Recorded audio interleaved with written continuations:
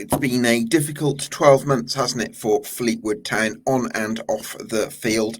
They've had a change of ownership, and probably for unwanted reasons, with the situation with Andy Pilley and his son. Jamie Pilley takes charge of ownership of Fleetwood Town from this season after Steve Kerwood's work in the interim period. But on the pitch, relegation from League One last season, but a bit of hope with their form under Charlie Adam, which would have put them 16th over a whole season. So can Charlie Adam build a vibrant, dynamic Fleetwood Town side that can lead them into a promotion challenge in League Two next season?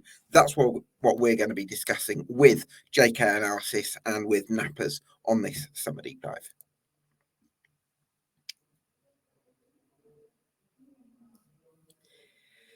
Yes, thank you for joining us on this EFL Debate Summer Deep Dive. Already got a few uploaded onto YouTube and Spotify, so go check those out once you're done with this one, and of course subscribe if you fancy it. So delighted to be joined by Knappers from TLOP, that League One podcast, and also JKanalysis, who's a Fleetwood Town fan and has been producing some excellent social content across the EFL. Good afternoon to you, gents. I'm going to start with you, Ben. Talk to me about the mood at Fleetwood Town at the moment. It's better than it maybe was 6 months ago. I think there's a bit of doubt there. I think in previous seasons we've always known, Fleetwood in League One, it's to try and stabilise and stay up. But even last season there was doubts all over the club. Now you got to know, obviously we've got an ownership sorted. Obviously it's not completely in place from what I'm hearing in and around the football club, but it's basically there. The funding obviously isn't there to a level as it was. We don't know. Obviously, there's going to be massive cuts. There's some big members of staff that have been let go recently as well, that I think in the last week that maybe again push it into a bit more of seed of doubt. But we've got a management in place. I think we've got 21 players in place as well. So we're not like we need them to go and sign 15 new players like some clubs in our division next year.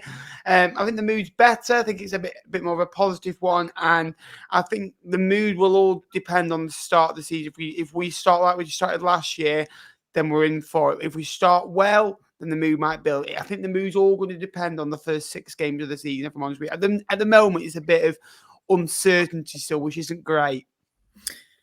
Sure. Jack, do you think, I don't want to go too political here because I know the ownership situation is a bit of an emotive, touchy, possibly subject. I don't want to delve too deep into that. But do you think there is a correlation to be drawn between the circumstances we saw with Andy Pilley last summer and how legendary a figure he is at Fleetwood Town, how loved he is and was and is by so many people, and maybe the results that we've seen on the pitch? Do you think there's been a sort of unsettled feeling that's kind of filtered onto the pitch, or do you see them as two very much two different things?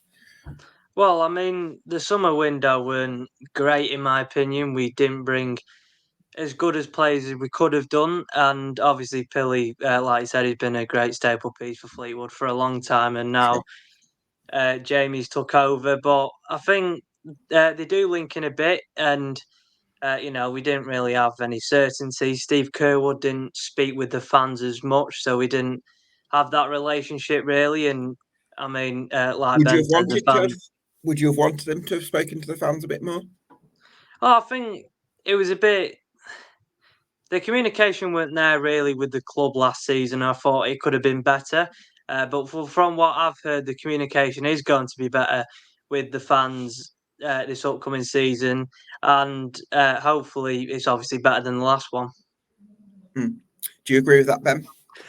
Yeah, I think it's very difficult for the football club, looking at it from their point of view, to communicate when there was some uncertainty going on last year, where you're uncertain, what's going on with an embargo, with, other clubs looking to sort themselves out. So you're kind of on a waiting list because there's other football clubs out there that the EFL are looking at. You look at Reading, for example, as well, Morecambe at the moment as well. So it's not just Fleetwood. So at the moment, Fleetwood were in a difficult position. And I thought actually, for a 12-month period, the people at Fleetwood Town did a very good job to get us into this situation that we're in now. And, you're thankful that they were there and, intelligent people, good at the jobs. But it almost felt like number twos all over, like chasers. There was no leadership. There was no leader that they follow. And unfortunately, some were born to follow, some were born to lead. And I think, obviously, that on the pitch went to some of the players, key players. I think 3 out of the 4 key players, to the detrimental of the bad changing room mood at Fleetwood, have now left the football club, which is good. I still think there's a couple more that maybe that don't want to be here. And, for me, that I think that we do need a fresh start. But Pilley would have sorted that out. And without Andy Pilley last year, he was so much more than the money. He was so fixated. And if things were going wrong, he'd pull the players in and talk to the players. And you don't sometimes realise how big they are. Sometimes you can see it as interruption, but sometimes you can see it as that what he's just done is a stroke of genius, that as an owner. Yeah, absolutely.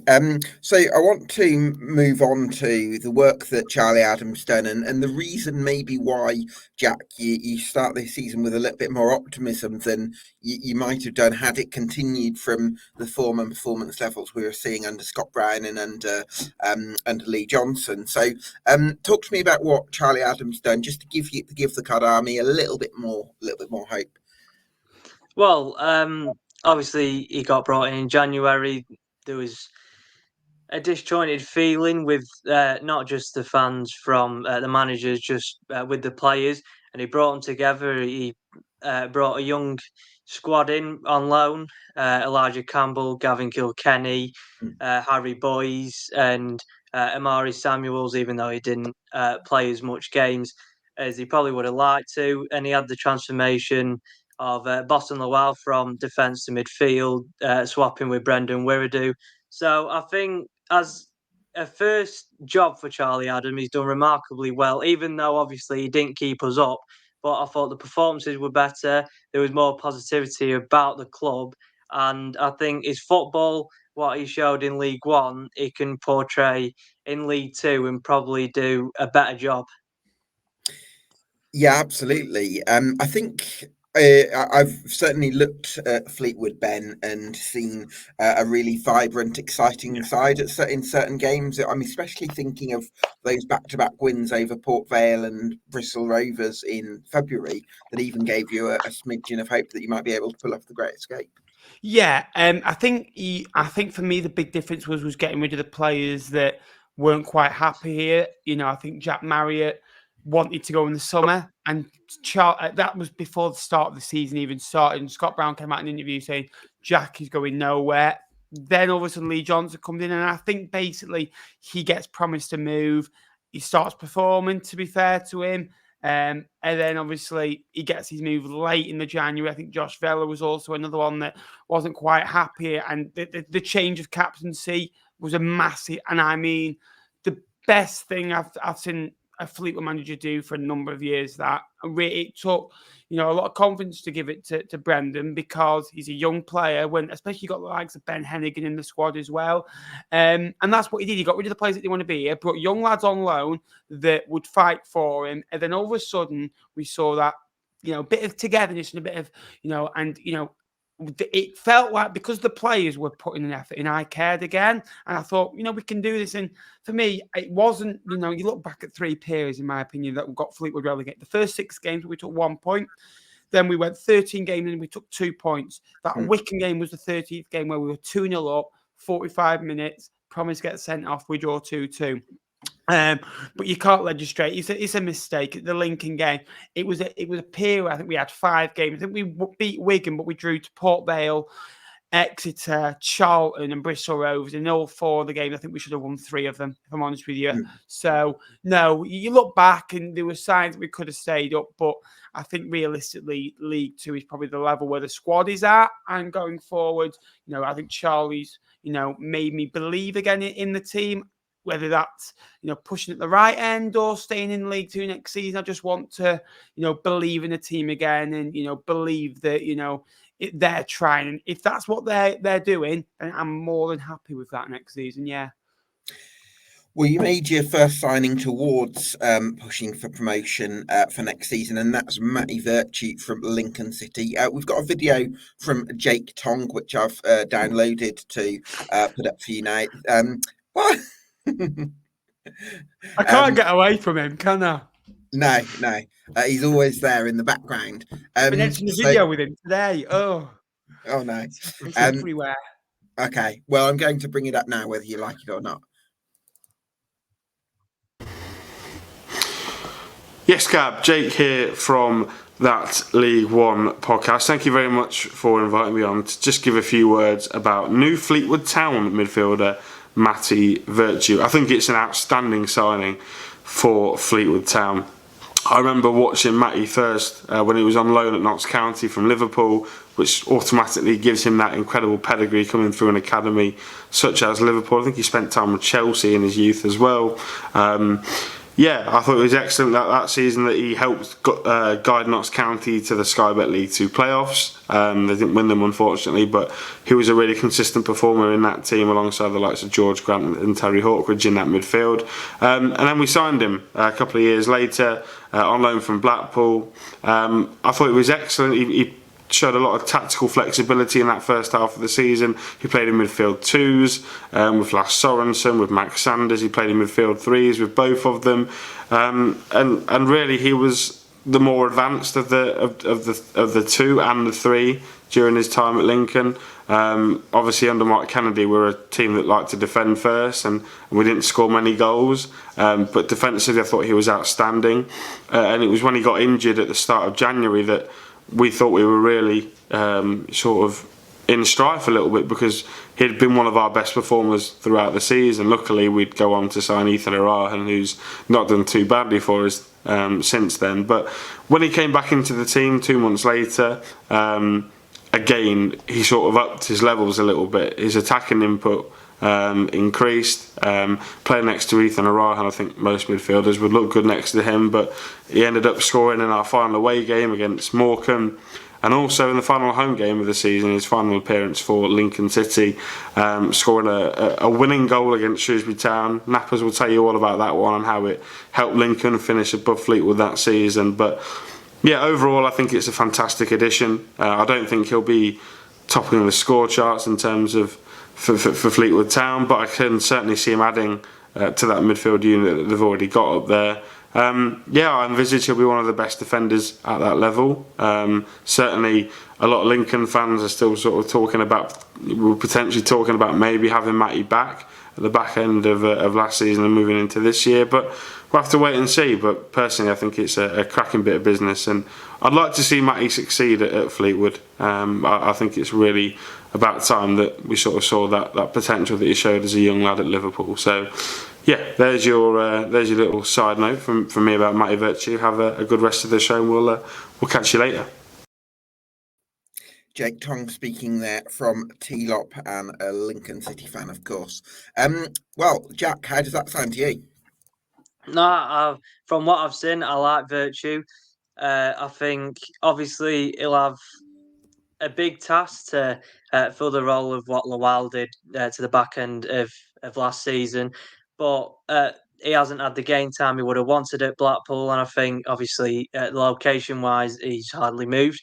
So I think it's a good move for him, and hopefully we can give him the platform to showcase his real ability, what he did at Lincoln in the 22-23 season, but also he's got a manager who's played in the midfield role at a top level, so hopefully he can just progress from there and be a real good figure for Fleetwood in probably maybe a midfield 2 next season. Yeah, absolutely. Sounds like a really solid addition. I suppose we'll come to the goalkeeping position first, then Ben. And Jay Lynch was obviously play, player of the year in 2023 and made some crucial saves in that, the one at Derby away that got you to safety. But what do you make of his position in the goalkeeping department with competition from the likes of Harrington and Macmillan? Yeah, Lynch is. Yeah, he came in to be number 3, and Kenzie informed the football club that he wanted to move on, and it was time after 8 years at the football club. Then all of a sudden he became as a number 2, and then stole the check at the time.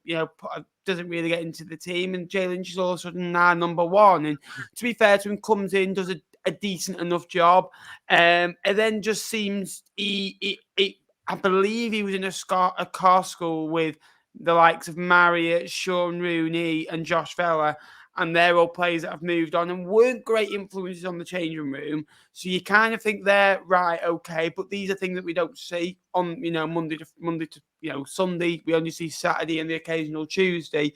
I do think that going forward, I think Harrington would be my number 1 next year. Oh, okay. If I'm honest with you, I think Jay Lynch as player of the season a couple of years ago was I wouldn't have had him in my top 3 a year ago, realistically. And I think if that's most Fleetwood fans, I don't think they'd get into a top 3.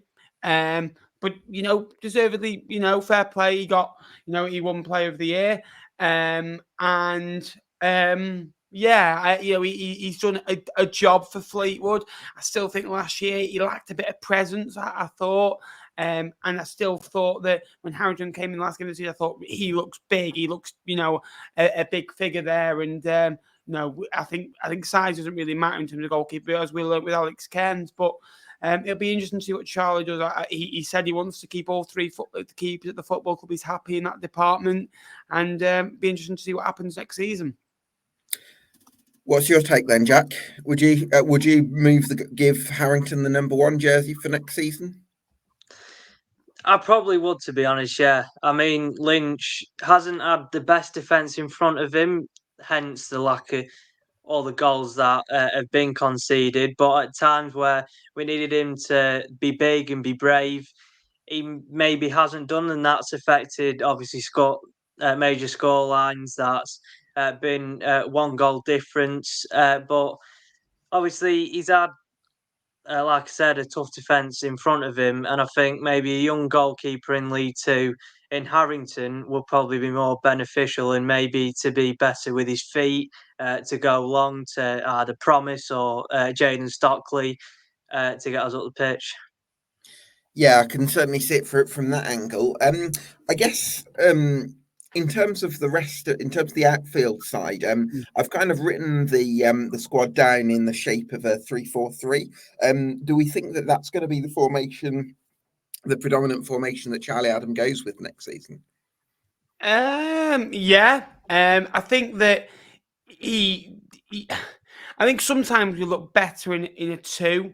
If I'm honest with you, when we played Promise up front on his own, he struggled. Promise out wide did look threatening, to be fair to him. I don't think he's a striker on his own. I think it all depends on who you're playing. If you're playing Promise and Stock, I think you want Promise out wide, Stocker through the middle. He sometimes favoured a 3-4-1-2 or a 3-5-2. I think the last game of the season he actually went to a 4-back when we got relegated. Right. We won the game 3-0 and had loads of chances.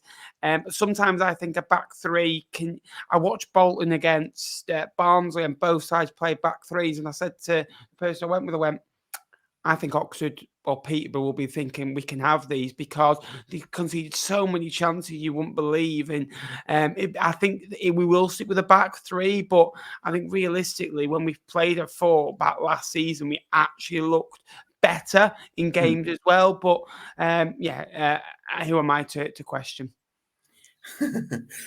What do you think, Jack? Because the reason why I think it's a really important question is at the moment, correct me if I'm wrong, but I think you've only got 3 players that could play centre half in the squad. I've got Brendan Wiredu, Harrison Holgate and Finley Potter, who I think is quite young and quite inexperienced as well. So, I mean, if you were to play with a back three next season, Jack, then you really would need to strengthen at centre half. 100%, because I mean, I was surprised that Connor Teal got let go. I thought he would have really flourished in League Two after seeing little glimpses of him. But yeah, with just 3 centre-backs, we obviously need to improve in that department. And to play with the back three, you need your wide centre-halves to be quick. I mean, Brendan is quick and does defend well in wider areas when um, out there. But then you've got to look at the fullbacks that we have. I mean, we play Phoenix Patterson at wing back, who really isn't a wing back, to be honest, because you want him more as a winger. Crossing the ball and taking his man on one, which I think the wing back role does limit him in that department. And then on the other side, Ryan Broom, you want him pushing forward more, and also Carl Johnston. Um, I think he can do a defensive role well, so I think he would suit more of a 4-back than a 3-back. But it's obviously just about our recruitment in the defensive department, which we need to strengthen, especially left back, centre back, and I think currently we're good in the right back department, but it's just a matter of will Charlie Adam change from his 3-4-3 formation that he prefers, but because he's a young manager, he could easily change things up and want to go in a different route in a different league.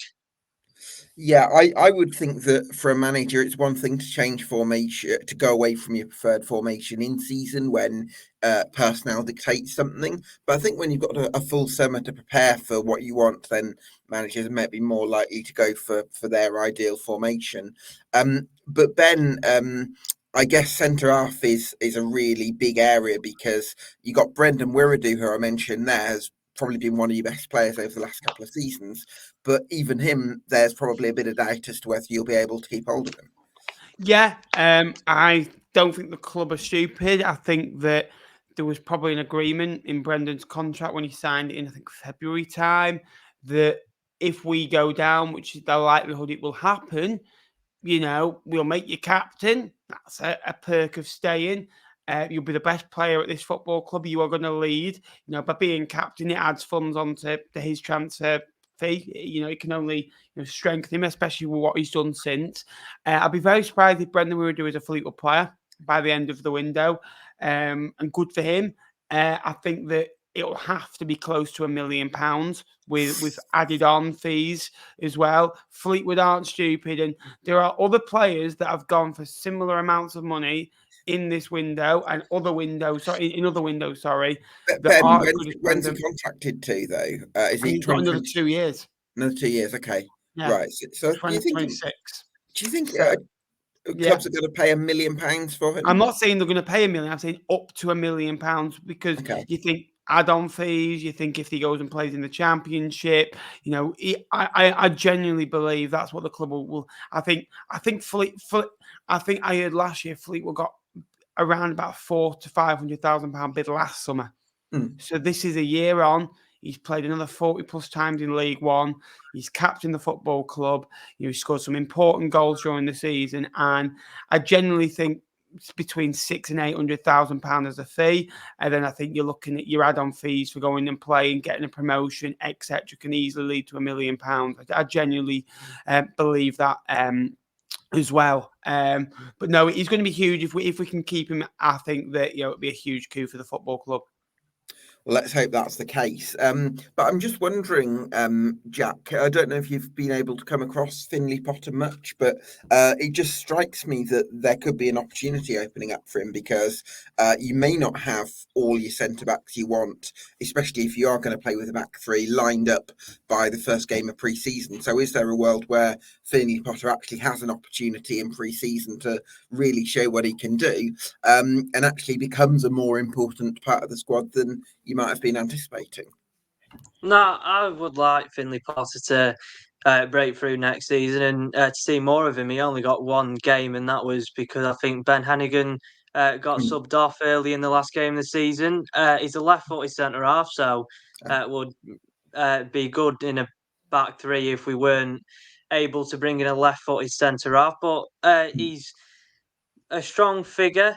I didn't think he looked too out of place on the ball, and obviously, if you have a good player on the ball in League Two next season, it's good for playing more of a obviously possession-based style, but it needs to match the strength and athleticism in League Two, coming up against some big physical strikers, which is just a question of could he do that? We've seen Brad Hills come to Accrington on loan from Norwich, and I think he's coped very well. So could Finley Potter do that? It's another question.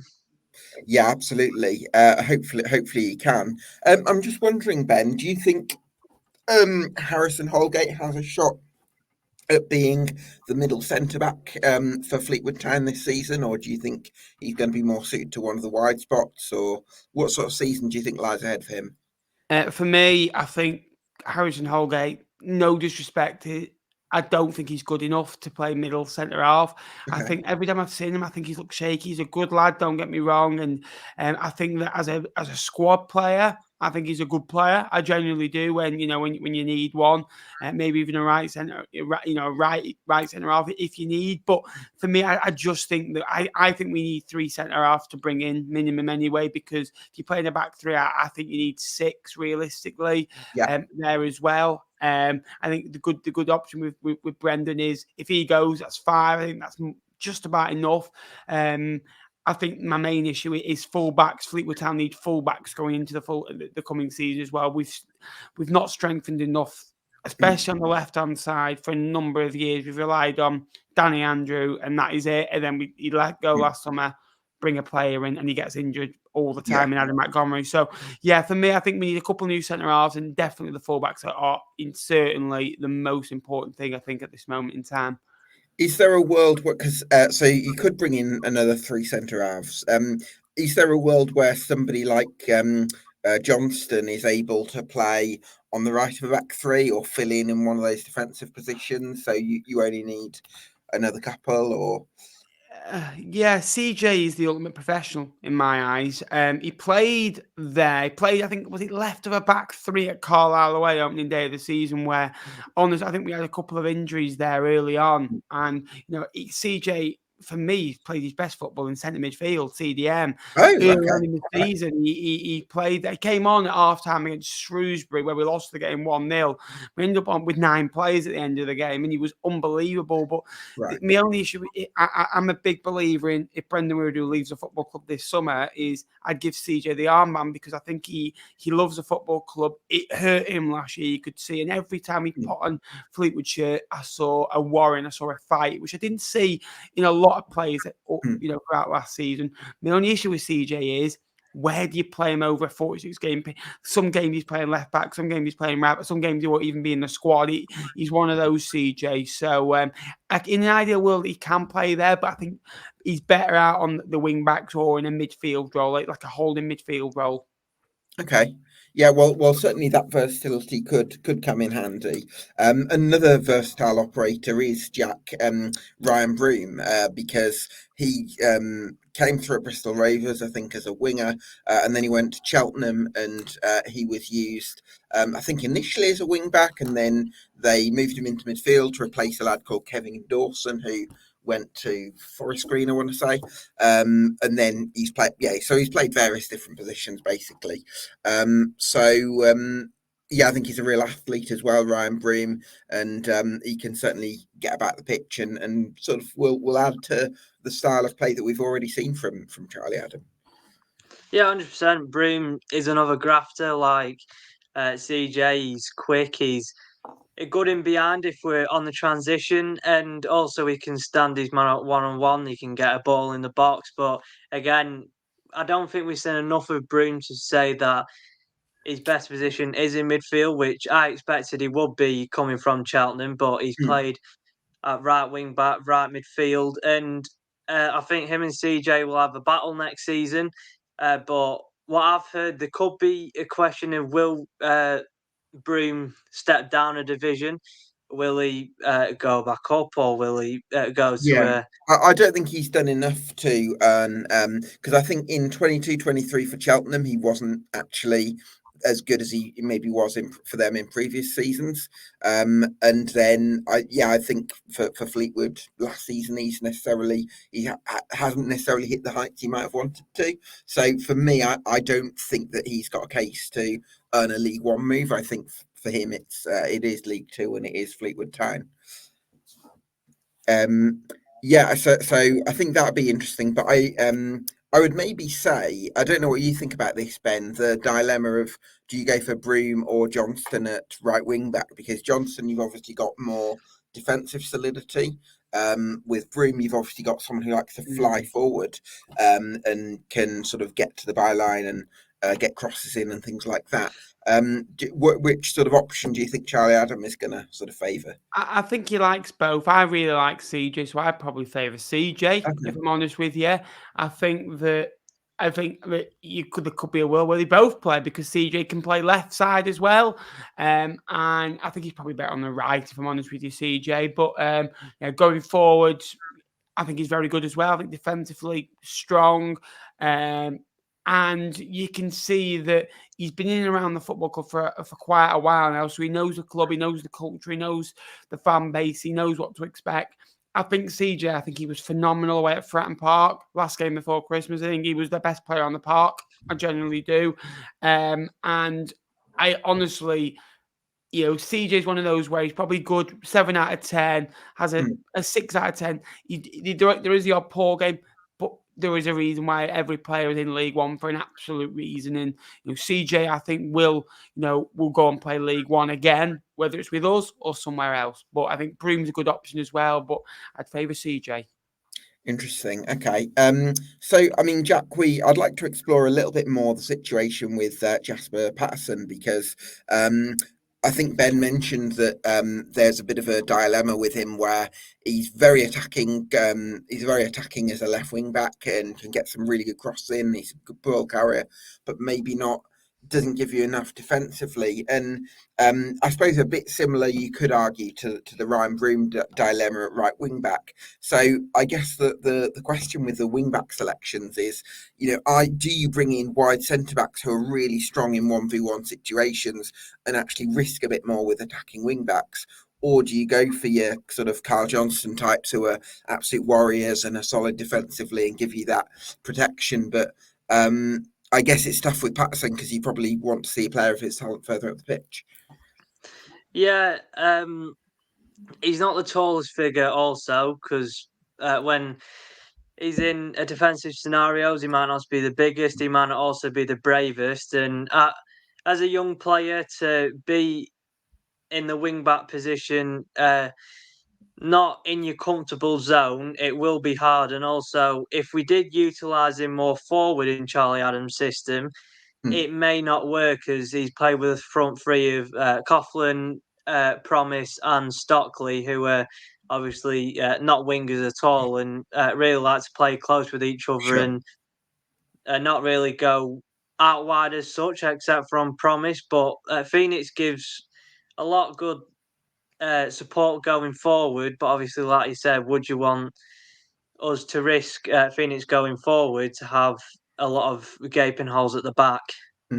Yeah, I realised I called him Jasper Patterson rather than Phoenix Patterson, so that was a bit of a gaffe on my part. I think I got him mixed up with a lad at Wickham. So Phoenix Patterson, yeah, I can see the argument for having attacking wing backs because then you have a bit more width, and then I guess that feeds into talking about the forward options, Ben, because as Jack mentioned there, you've got lots of players there. I'm just looking at it. You got Promise Omachere, you got Ronan Coughlin, you got Cian Hayes, you got Lonergan, you got Asamoah, you got Harvey McAdam even, and Ryan Graydon, all players who can play in those sorts of wide forward positions, I think, but who would want to sort of be part of a front three rather than sort of spread too far out wide and actually not really get into the game. So that feels like building around a narrow front three could be the way to go. Yeah, there's lots of good options there. Whether they're all still there by the end of the window, there's some big earners in there. I think you look at Stockley was signed at the same time as Marriott, with the club obviously dropping down a division. You'd obviously think there are going to be more cutbacks in the playing squad. Another one was Danny Mayer, who can play out there as well, but predominantly in the midfield role as well. Danny can, operate in either as part of the front three or just behind them as well. I think that, Groningen came in last year, did really well. And the detriment was when he got injured for around about 6 weeks at the end of the season. We missed him dearly. He away at Bristol Rovers and Port Vale, did well to go back to back, and you thought, right, we've got a good forward line here, and your Phoenix Pattersons, your Jaden Stockleys, your Ronan Coughlin's as well. So there's a lot of good signs going into next season, and the forward line is definitely one. Cian Hayes never really got an opportunity really at Fleetwood. He's been used as a 5 or a 10-minute player, and then did well at Rochdale in the National League. It's a step up into League Two, which I don't think is as a big jump from League Two to League One as the National League to League Two is. So I think League Two will suit Cian down to the ground. If I'm honest with you, it'd be good to finally see him get an opportunity. Melis Asamoah has been doing some good bits out on loan as well, and it's really positive at the moment. I think with Fleetwood wanting to promote youth and sell on their attributes as well, that could be huge and maybe a detriment to a like of Jaden Stockley, but he then could bring out the better players like your Cian Hayes, your Melis Asamoah, your Barry Bagleys, and your Ronan Coughlin's. Yeah, I mean, I do hear that, how Jaden Stockley could operate as a focal point that brings some of those players that we've mentioned into the game. But Jack, one sort of concern that I maybe have with Jaden Stockley is because he's not so mobile, if you're trying to build a really fluid, mobile front three that kind of interchanges and rotates, I don't really see how Jaden Stockley fits into that. I think he's more, to me, I see him more as a set piece or a long ball kind of focal point, and he can be really effective in some of those situations. But I'm not sure that he's necessarily aligned with the forward personnel that you've got elsewhere. No, 100%. He's a target man. He'll want the ball and really fight with the centre back. But obviously, he hasn't got the pace to be with a really quick and agile front three. And sometimes he will drop deep and try to link in with play, but at times it does set us back a bit. So if we did want to be the fast-paced attacking side, then I don't think it would suit us as much. But obviously, with the qualities that he brings, he's around the box. He's got good aerial abilities in both boxes, defending set pieces and attacking them. So it's really the way that Adam wants to attack. But when you have direct runners of Promise Omachere and also Coughlin and with Ryan Graydon and Tommy Lonergan, he stands out a bit there because he is a bit out of place comparing to the attacking force that we do have. Yeah, for sure. I mean, it's not just the speed for me, but it's the has he got the speed of thought to quickly bring someone else in? I'm not quite sure about that. So we'll have to see. I mean, Ben, do you think any of the players that we've mentioned could play as the central forward if, let's say, you were to use Jaden Stockley as a plan B on the bench? I think Ronan can play up there. I genuinely do. I think obviously if he's got support, out with a Promise, I think Promise goes under the radar. My issue with Promise is that he's a very instinct player. If you give Promise 10 seconds to think about it, I'm just going back to Blackpool away where he's got all the time in the world after 20 minutes to go through and score. I think there's been so many occasions this season where you think, oh, how's he not scored? But give him 3 seconds and he'll score a brilliant goal. So that's the one element that Promise needs to work on, just that, because if he does that, I think he can turn into a 15-goal season strike. He's not that far away from it. I know he's only getting 7 or 8. I think Coughlin can play up there with him. I think then the rest of the players we've currently got are more wide players. Your Asamoahs, your Cian Hayes, those types, Danny Mayers, are more suited to going out wide. I think Coughlin's realistically, in my eyes, I think Tommy Lonergan's maybe not quite at the right size physically and ready. So, yeah, I think one good thing from Promise is he lost over a stone in weight from Charlie Adam joining the football club in January till the end of the season as well. So hopefully that he comes back in good shape, as all players should do now. We're in 2024, so there's no excuse not to be. And hopefully that Promise can carry on that. And he did look a lot fitter at the end of the season as well. Yeah, let's hope that's the case. So I mean, I'm thinking, let's say, Jack, could you have a front three where you have Ronan Coughlin in the middle, maybe Promise Omacheri on the right, and someone like Sean Hayes on the left? Could that work quite nicely as a front three, do you think? Yeah, I mean, from what we've seen with Adam, we haven't seen a small, agile kind of winger in the specified front three. But I mean, what I've heard that Hayes did at Rochdale, I mean, Rochdale are on the knees to get him back. Yeah. But I think he gets fans off the feet, and it's what Fleetwood really want in an attacking player. And I mean, when he came off the bench, like Ben said, for 5 or 10 minutes, he always tried to make something happen. He weren't reluctant to go back, and I think that would be kind of the player that we need in League Two to have a fast-paced front three, maybe to drop deep sometimes and showcase his ball carrying ability to beat a few midfielders in the process. But I think Coughlin, Promise, and Hayes would probably work nicely, or maybe Ryan Graydon to add a bit more physicality and a direct runner in behind. That makes a lot of sense. Just going to backtrack with some of the comments. You've got a nice comment from Jake Tong, Knappers. There you go. A bit of almost like he's flirting with you there. We've we've had a comment from Kurt saying the word is we're in for a centre half from Motherwell. So sounds like Charlie Adam and the recruitment team are active in looking for defensive reinforcements. And just a quick public service note to Jack, who's commented from Grimsby Town. We're going to be doing one of them on the Mariners on Saturday at 10 a.m. So, Jack, please do join us for that one. I wanted to come to you about Danny Mayer, Ben, because you mentioned that he can play wide in a front three, but I feel like he's more of he cuts inside horizontally rather than sort of vertically, if you like. So for me, I'm kind of questioning whether he actually fits into a sort of 3-4-3 formation as opposed to maybe one of two number 10s, or being a sole number 10, or being on the left of a three-man midfield. I'm just not quite sure I see a position in a 3-4-3 with a really narrow front three that actually suits Danny Mayer. Yeah, if I'm honest with you, at times I was questioning how he was getting into the 11 at times last year. If I'm honest with you, I think Danny Mayer is a very good footballer. He technically brilliant, both feet very good as well. I think that, he looks like he can get goals, get assists. So the only thing with Danny Mayer is sometimes I just think, shoot. You've got the ability, shoot. And it's like he'll never shoot. And it's like, sometimes that's tactically, sometimes that's him. Maybe he doesn't fancy it.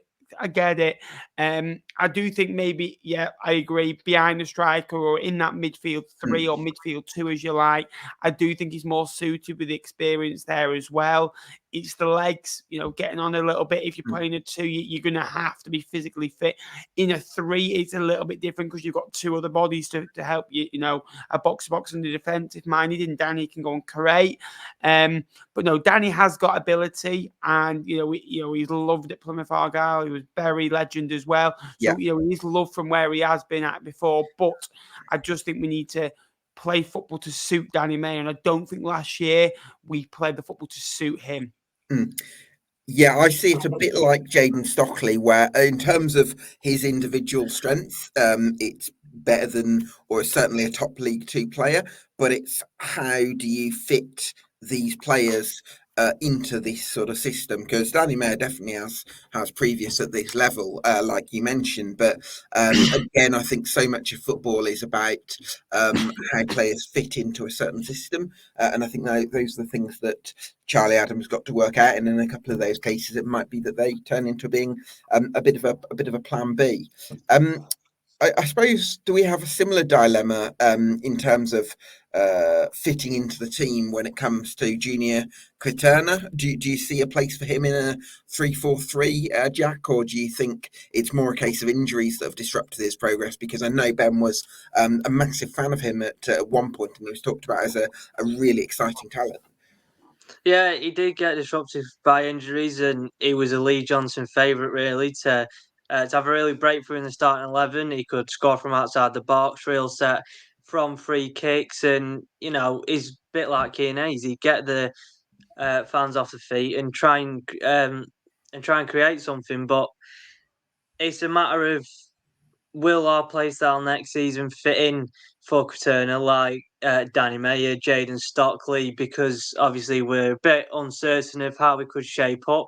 But obviously Quaterna's got the potential to perform at a high level in League Two for me. But obviously the injuries have disrupted him. But when Charlie Adam came in, I think he was fine to play, but I don't think Charlie Adam really had him in his plans for the rest of the season. I think we saw him come on for about 5 or 10 minutes, if that, some games, and it might have been the fact that Charlie Adam didn't want him to play, or he didn't suit the system, or he just didn't want to change the front line because he thought that was the way forward.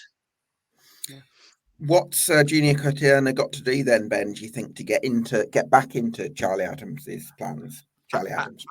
From what I've heard, you've got to. I know Fotheringham at Huddersfield, the old Huddersfield boss, said, if you don't train well, you're not going to be in my team. And I think that is very similar. Obviously, I think Scottish managers are very keen on man management, but also you've got to train how you play every day. You've got to come in and train how you're going to play on a Saturday, because if you don't do that, you're never going to be ready. If you train as you do, matches are easy and you'll win games of football. It's never as easy as it seems, but it makes it easier for you and results will flow. I don't think Junior might have been the player to roll his sleeves up, get dirty, get physical. He might have been the one that likes to, play a game of one man, street type of player. And sometimes it can be difficult to train like that. So that, from my point of view, I think that maybe training was a slight issue. He actually played with the development squad a lot of the time last year. Yeah. He played away at Spurs as well. So yeah, he's a good player. But again, you want players that want to play every day the same as they are in the matches. And for me, these players that can beat a man are exciting to watch. But I'd rather have 11 grafters on the pitch, because you've got more chance of getting victories and chances to stay in the division next year. Absolutely. I'm looking at the midfield options at the moment, Jack, and would you agree with me? It's possibly looking a little bit dry in terms of proven options, because obviously you've got Danny Mayer who can play there, but I wouldn't really fancy him in a two-man midfield. I think that would be that would leave you a bit open. And then we've got the sort of maybe the application question marks over Junior Quaterna.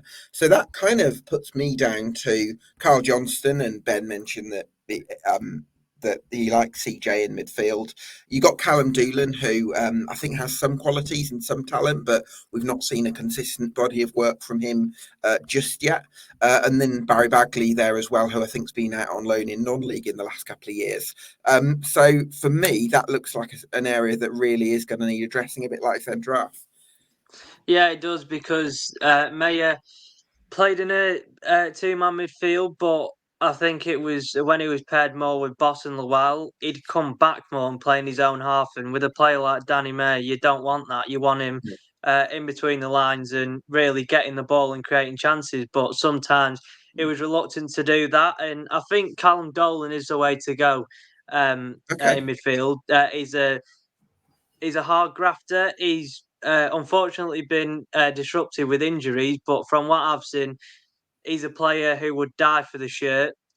He's not afraid to get his body across, even though he's not the tallest figure. But I think in League Two, you want a nitty-gritty midfielder who will really anchor the pitch, while the new signing, Matty Virtue, would probably like to get forward and maybe get forward like Boston Lowell did in the box-to-box role. I don't think we will see a playmaker in that team. I think we'll have Dolan, who will sit, and I think we'll have Virtue, who will be the box-to-box midfielder. Yes, that makes a lot of sense. And Virtue actually has played in a 3-4-3 regularly at Lincoln City, so that's another tick in his box.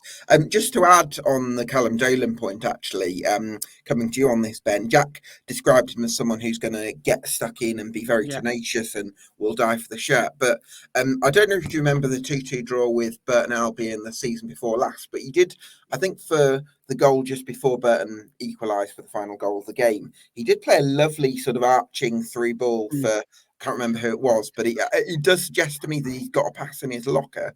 Do you think that, do you think that the sort of how open the midfield position looks at the moment in terms of, okay, you've got Virtue in there, but it does look there for the taking for Dolan. Do you think he can grab his opportunity in pre-season? Honestly, I wish it was 2-2. They scored a last-minute winner, which I still can't forget. I remember I wasn't at the game, unfortunately. Seeing 2-2, I thought, oh, decent point that. And then a minute later, 90+6, they go down the other end and score.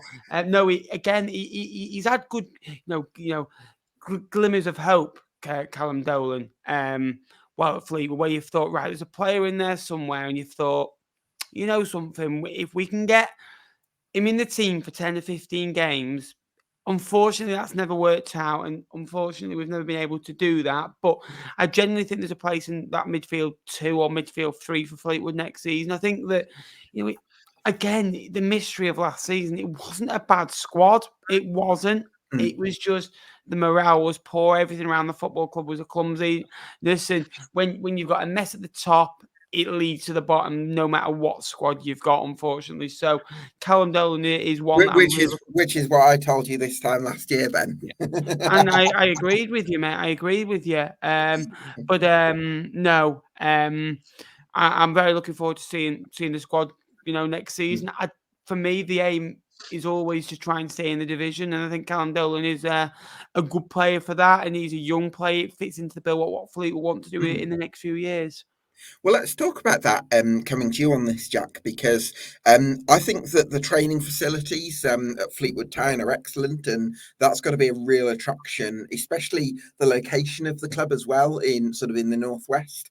So you're in a great position, I think, with the facilities you've got to pick up these players that have dropped out of Everton, of Manchester United. I'm not going to name all the northwest clubs, but you know where I'm coming from. A great opportunity to pick up the local talent and really develop them and generate saleable assets. Yeah, definitely. Pulfoot has had a lot of investment, and also the academy. From what we've done, like James Hill's gone to Bournemouth, and Jamie Tete's gone to Sunderland. Unfortunately, he's had a few injuries there, but we've got a really good basis in terms of the training facilities in the academy to attract the young players in. And I mean, Charlie Adam brought a lot of young players in January, albeit they were on loan. But there's an attraction there for sure. And obviously, I think it was Jamie Pilley said in his message to the fans that they want to be competing in the right end of League Two. Obviously, all owners will say that. But it's nice to see we're not trying to go for mid-table security, which I'm sure the fans would be happy with. But to have a forward-thinking club with Charlie Adam, who's, like I said, has played at the top level, could have a lot of good development on players to succeed in their career. Obviously, like you said, if they dropped out of academies, he could pick them up and develop them into very good players. Yeah, let's hope that's the case. Ben, any young academy graduates that we've not quite mentioned yet, but could come into the equation next season that you're excited about? I think obviously that there is always names that obviously we've not really not mentioned any of the ones that I think they can go and progress into the first team. Realistically, if I'm honest with you, I think at the moment it's all about letting them go and develop, with the under 18s, under 23s, and all. But no, with the new dome at Pillfoot, we are going to see a lot of names, I think, coming through to the 18s, the 23s, the first team as well, because we're Fleetwood, we've got to do that. The dome at Pillfoot Category B status is a huge investment. That was only 12, 18 months ago, which is a huge day for the football club. And in the darkest days of the last year, there's been some good days for Fleetwood in a long-term picture. And unfortunately, the dark days are here right now, but the good days that happen, are here to stay, hopefully. Yeah, well, let's hope that's the case. Jack, what would be the reason for? Well, I suppose before I ask, what's the ambition for Fleetwood Town next season? Because one component of it is to develop some of those saleable assets, as we've just talked about. But another of those ambitions would be to try and challenge for promotion. What do you think the board's position, and what do you think the fan base's position on what the club's expectations and targets will be? I think we should be going for more of a young squad.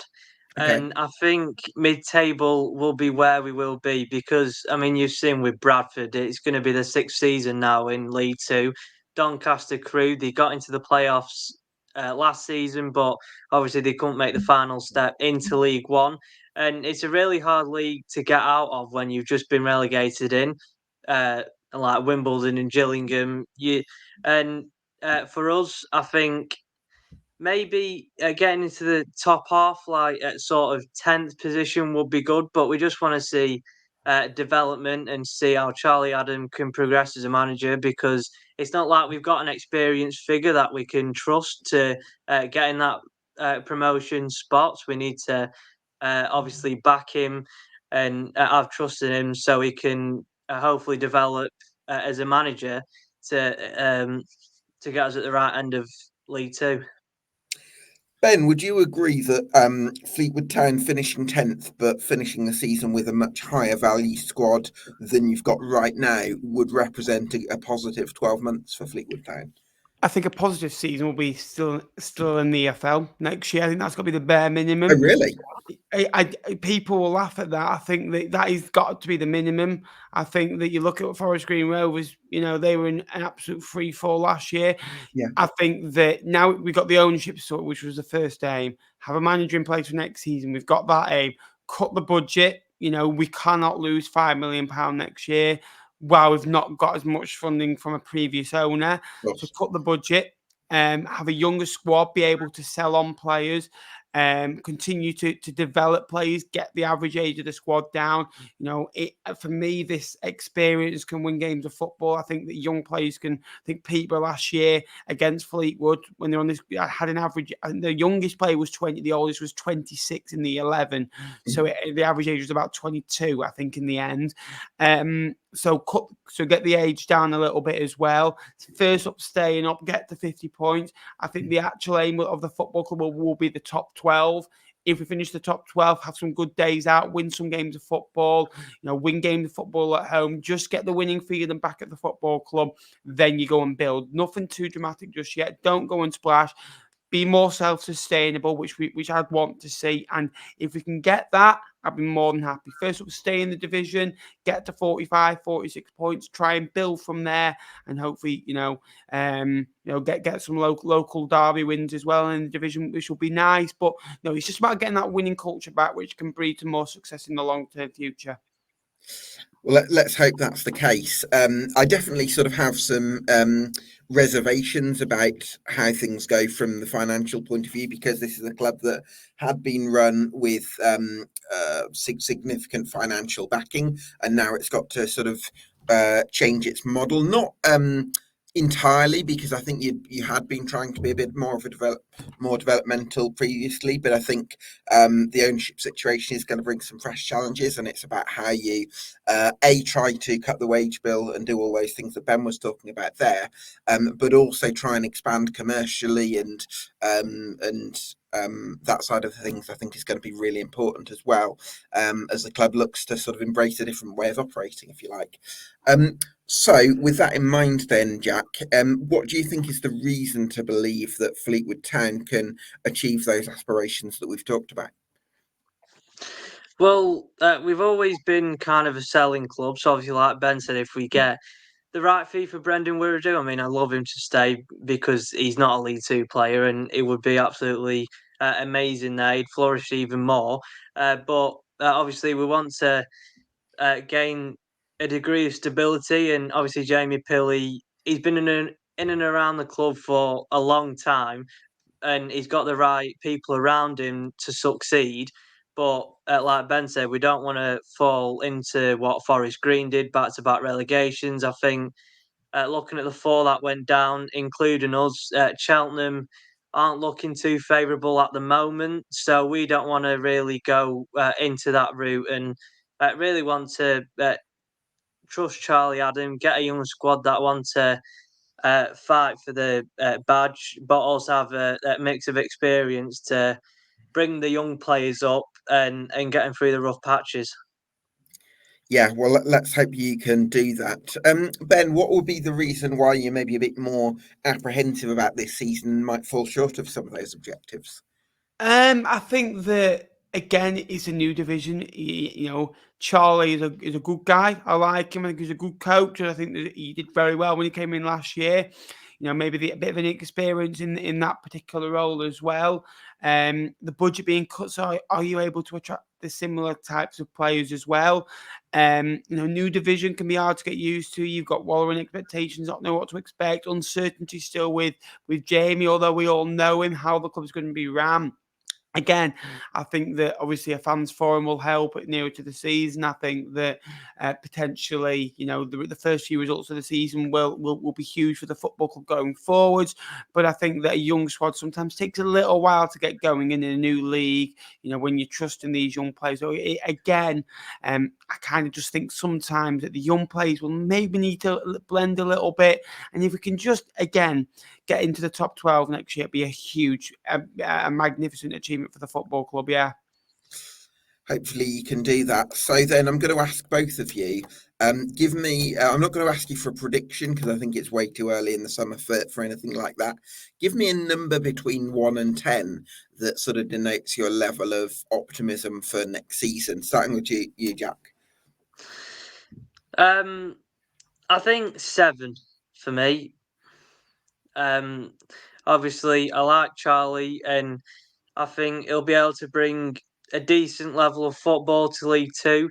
Obviously, I think, from the rumours I've heard, we're being active behind the scenes with some transfer news.